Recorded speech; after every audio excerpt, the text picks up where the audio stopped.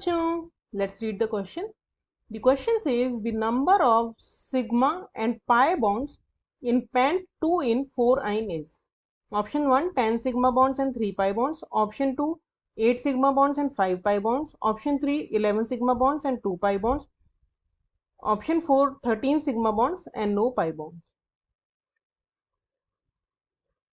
So first of all, let us check the key concept of the question. Key concept of this question is, in the name it is given pent. Pent means 5 carbon atoms. क्योंकि हमें अगर structure लिखनी है तो हमें पता होना चाहिए कितने उसके पास कार्बन है और कौन कौन से बॉन्ड्स प्रेजेंट हैं. इन हम नॉमेनक्लेचर में देते हैं जब डबल बॉन्ड प्रेजेंट होता है, और आइन हम नॉमेनक्लेचर में देते हैं जब carbon carbon triple bond present होता है. दैट मीन्स एल्काइन के लिए, और ये हम इन यूज करते हैं एल्कीन्स के लिए.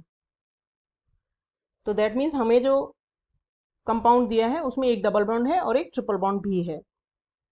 और जो कार्बन कार्बन डबल बॉन्ड होता है उसमें एक सिग्मा और एक पाई बॉन्ड होता है, और जो कार्बन कार्बन ट्रिपल बॉन्ड होता है उसमें एक सिग्मा और 2 पाई बॉन्ड होते हैं.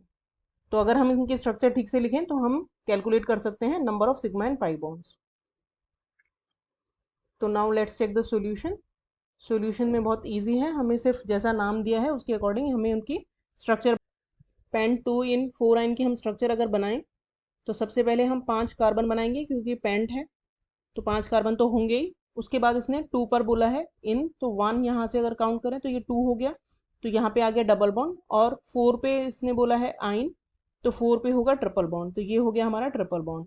इसके अलावा जो वैलेंसीज बचती हैं उन्हें हमें हाइड्रोजन के थ्रू फिल करना होगा. तो इसके पास हो गए 3 हाइड्रोजन, क्योंकि 4 वैलेंसी होती है कार्बन की. इसको सिर्फ एक ही ज़रूरत है क्योंकि 2 बॉन्ड ये बन गए और एक ये बन गया.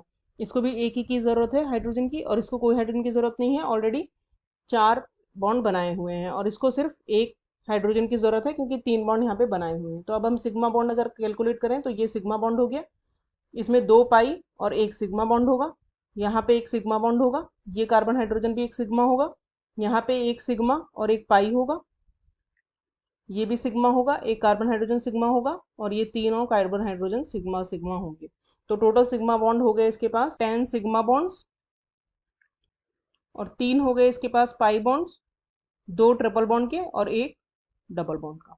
So the correct option is option 1. Hope you understood the solution well. Thank you.